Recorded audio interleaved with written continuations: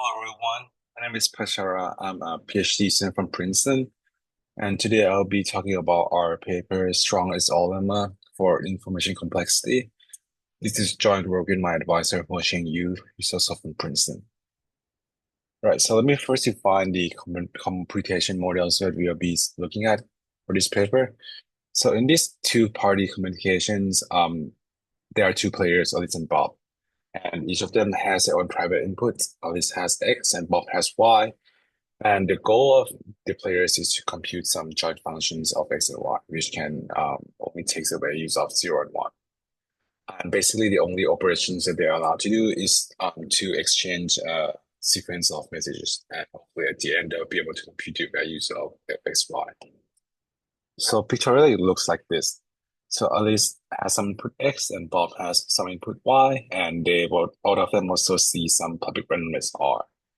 So let's say Alice speaks first, then she just used XOR to come up with the first message M1 and send it to Bob. Then Bob sees M1 from Alice, and then he also sees Y and R, and he can use these things to come up with the second message M2 and send it back to Alice. And this just keeps going on and on until at some point they can finally conclude that fxy is either 1 or 0 with some accuracies. So altogether, these X, Y, M, and R, they form what we call a communication protocol, or just call them a protocol for short. So then I can go ahead and define a communication cost of a protocol to be the worst case length of message over all pair of inputs. And I can also define the communication complexity of a function to be basically what is the communication cost of the best protocol that solves the task with some probability rho. Just a small note here is that I use subscript rho to denote the success probability, not the failure probability. Just keep that in mind. Right, then I have a definition for f. Then I can also define what it means by the encoded XOR function of f. So I call this function f raised to the XOR of n, or just let's say fn for simplicity. So this function just basically takes in pairs of inputs, and it should returns the values of the XOR of those n values if I were at f those n indices and just XOR up. So this and for the XOR of f should still return some values, something either 0 or 1.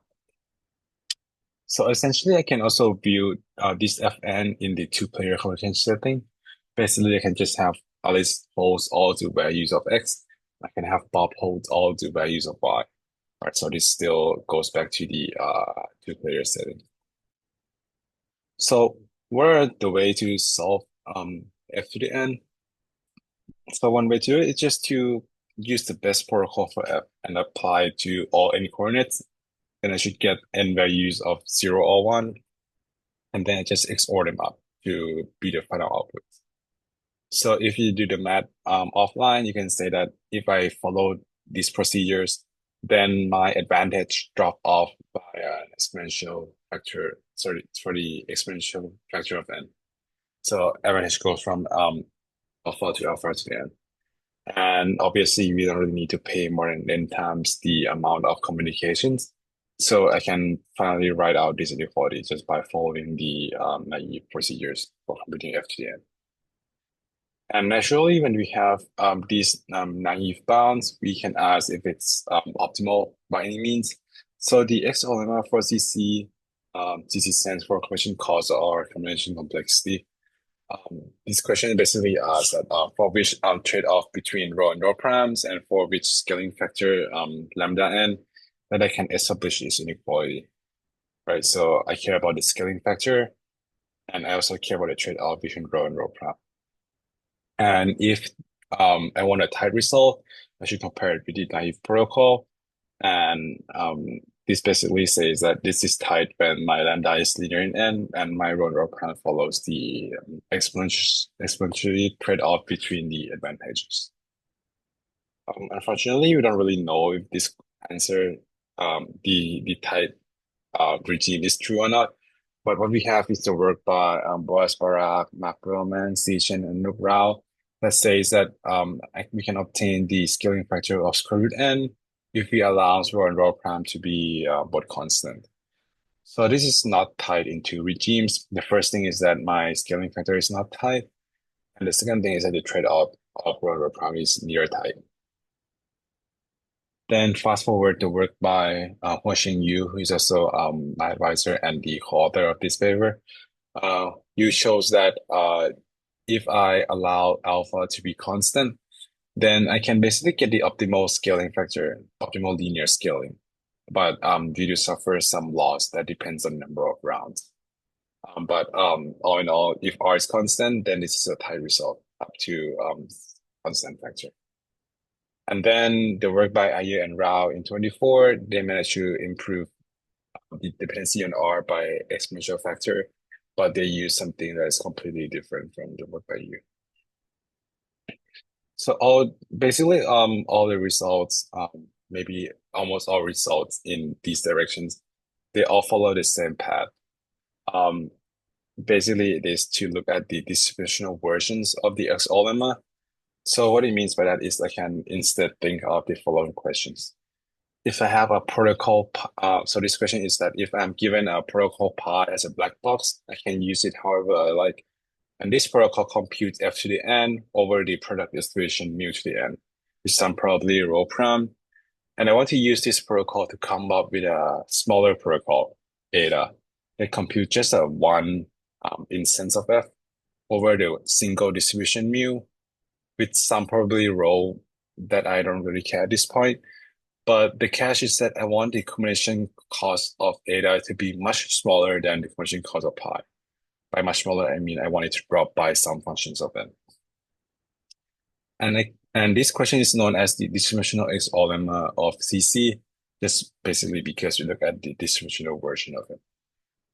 And I claim that if we can solve these questions with any regimes of like lambda or rho and rho prime, then I can just hit a supremum over mu, and I can recover the previous statements thanks to Yao's principle. Right. So every papers that I listed here, they somewhat follow this avenue, but they take one big detour, which is to look at the information cost instead of the conversion cost. So there's a different notion of cost that it basically measures the amount of information that leaks by the protocol to the players. We don't really need to dive more into these notions. You just know that for the purpose of the talk, we don't really need to understand it. We just need to maybe get the intuition why, which is just look at it as the amount of information that leaks by it. Why do we care about information cost? Basically, it has so many nice properties. But the one that I really want to emphasize on is the last bullets here, that it scales linearly. What it means by that is that if I want to compute the enfolded XOR of f, then I really need to pay n times more information than the amount that I need for computing just one fold of f. So this is linear scaling is basically optimal. I put a little asterisk here. I'll come back to it a little bit later, actually in the next slide. But you just know that this optimality result is very nice and it implies so many things. As a final step, they just these papers just use the optimality of like linear scaling, and they apply what we call the compression to send the IC back to CC. But for the purpose of this paper, we just focus on this IC scales linearly point. So what I mean by that is I can basically ask the same questions, but for IC. This is basically the questions I asked before, but I just replace CC by IC. And again, the results by BBCR, this shows that when I allow rho and rho prime to take up the same values, then I can get the optimal scaling, which is linear in n. The reason I put the asterisk behind the optimal here is because we do get the optimal scaling, but the optimal trade-off between, but we don't get the optimal trade-off between rho and rho prime. And that would be actually the focus of our result. So, but this result by BCR, it just tells us that the optimal scaling is possible, and we just are gonna shoot for the optimal trade-off as well. So unfortunately, we don't really, when the alpha is constant, this is known to be false. This distributional XOR lemma for IC is known to be false. we can come up with some very some non-trivial color example where some not too hard to see. We in our work we are interested in the array regimes where we want this row prom to be constant, which means we want to set row to be one mass, one row Boolean. And basically we shows that we can get the optimal result in that regimes. So formally our main result looks like this. If I have some protocol pi for f to the n that succeeds with probably 2/3, then I can use it to construct a new protocol eta just for one instance of f that succeeds with probably one mass, one over Boolean. And essentially the information cost of my new protocol drops by a factor of n from pi, which is this inequality right here. So this should be the type result in both scaling and the trade-off between row and row prom. Let me just rephrase it a little bit just for readability of this result. So I'm just gonna start with protocol pi with error 1/3. I want to come up with a new protocol eta with error 1 over Boolean. All right. So for the remaining of this talk, I'll be discussing the previous works and essentially how it leads to our main result. So the starting point of our work, just again come back to the work by BBCR. Just to recap it for the last time, I want to start with a protocol pi that compute f to the n with some probability row prom. And the work by BBCR says that we can come up with a protocol eta that compute f with the same probability, but the IC drops by a factor of n. So the probability theorem is actually by construction. What it means by that is that this construction has 3 steps. The first step, I call it random embedding. So basically, the input to protocol eta is just x, y on one coordinates. And what random embedding does is that it's going to let the players pretend that they have n coordinates of their inputs. And the first thing they do is they're going to put their inputs x, y into, it's just going to hide x, y into some random coordinates I. And then the second thing that it does is they are going to use the public randomness to draw some parts of their inputs, basically all the x that comes before I and all the y that comes after I. And finally, each player can use their private randomness to fill up their inputs so that they can pretend that their input has n coordinates. Then the next thing they do is to use the protocol pi on these n coordinates and to compute the XOR of these n coordinates of f. And after that, I just claim that we are done because we can recover the fxy just by XOR a bunch of things together. The first term is the XOR of n coordinates that can be computed by the protocol pi, so both Alice and Bob know these values. The second term is actually known by Bob because he knows everything in this part of the input. And the third thing is the XOR of the latter part of the inputs, which is known by Alice because she sees everything. And now the players can just exchange the final 2 bits here and they can just recover the values of fxy. So if you follow some calculations, you can prove these 2 things that eta also has the same success for the as pi and the IC drops by a factor of n. But let me not get into that point. You can read the BBCR paper for the proof. So personally, I like to view this construction by BCR in the following way. So here, I'm just gonna somewhat de-randomize the construction. Is that by I'm going to, instead of randomly picking I, I'm just gonna list out the protocol, the n protocols by the choice of I. Here, my n is, I'm sorry, my n is just 4. I have the XOR of 4 coordinates. And these are like the pictures of de-randomizing it by the choices of I. And basically, the protocol of eta by the BBCR just says that if I draw the random coordinates I and I use that for the hiding of the inputs, then I can expect the protocol eta condition on I to have the desired information cost and success probability. All right, so this is like another way to look at the proof by BCR just by de-randomizing it. Okay, so the next work I'm going to look at is the work by you in 2022.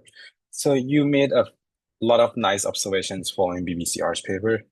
The key observation is that instead of going from a protocol for n instances all the way to one instance in one shot, why don't we just keep peeling it off one by one? So it means by that is I can start with the protocol pi of n coordinates. I can split them into two smaller protocol. The first protocol pi n, just compute f of fxy on one coordinates. The other protocol is pi small n, which computes the XOR of n minus one coordinates.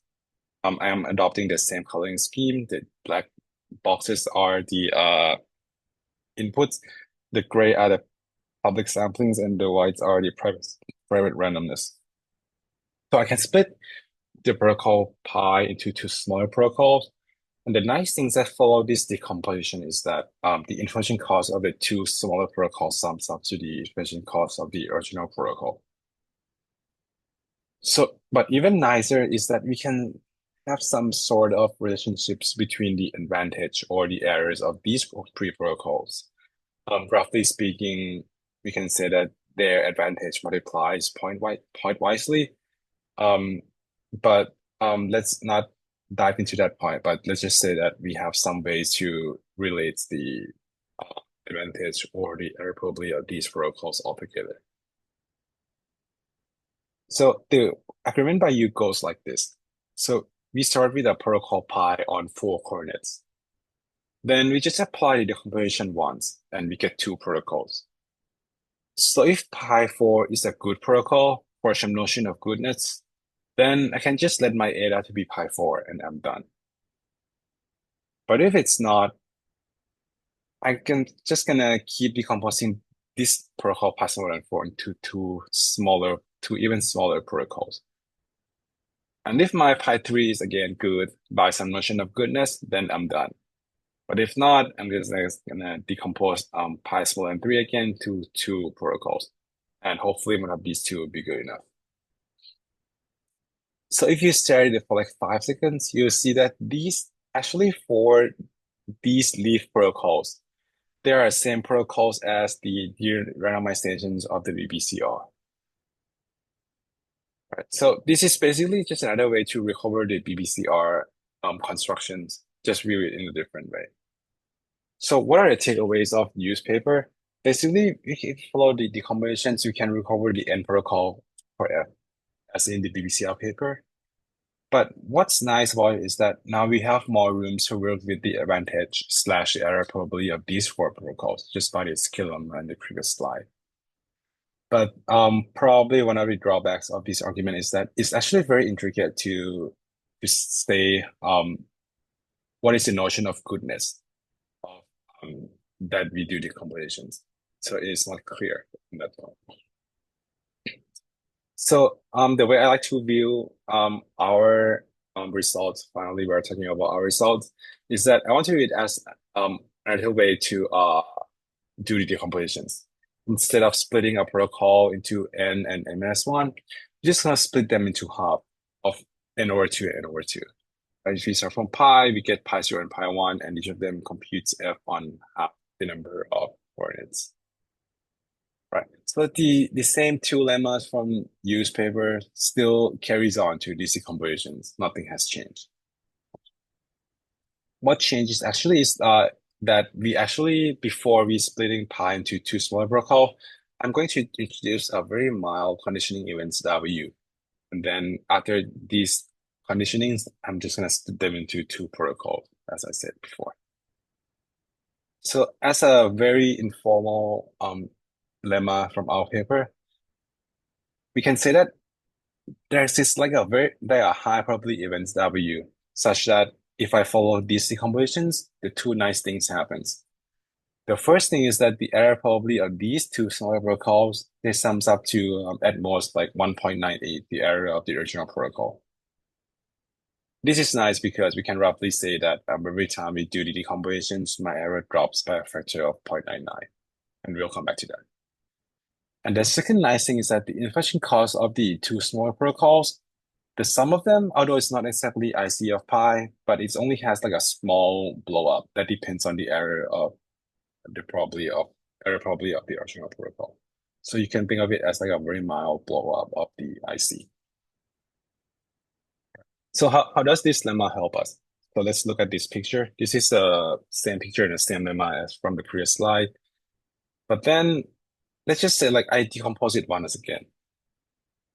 Now I get four protocols, each of them computes F. And this should ring a bell that these protocols, four protocols, are actually the ones that we have seen a couple of times before. They are the ones from the BBCR papers. So roughly speaking, we still recover the four protocols from BBCR. So now let's do some calculations. Let's just assume like the best case we could hope for is that the average case is that every time it goes down this recursion tree, my error drops by a factor of 0.99. This is the average case with respect to the first bullet point. And then if I go down like to the bottom level, then the error of the protocols at the bottom level should be 1/n just by following this calculation. Because it dropped by a factor of 0.99 every time you go down. Right. Then how about the second bullet point? If I plug in this error probability 0.99 to the S to the length of S into this error probability, and you can say that the sum of ICs of each level drops by a factor of like double exponential in K. And then I can just do the test scoping sum. And this becomes like the sum of ICs at the bottom levels over the sum of IC at the top level. This just accumulates to the constant factor because this is a geometric sum of constant rates. So this sums up to like a very big constant, but constant nevertheless. Right. But you just notice that at the bottom levels, these are just n protocols for F. And the top level, there's just one protocol, which is the protocol pi that we started with.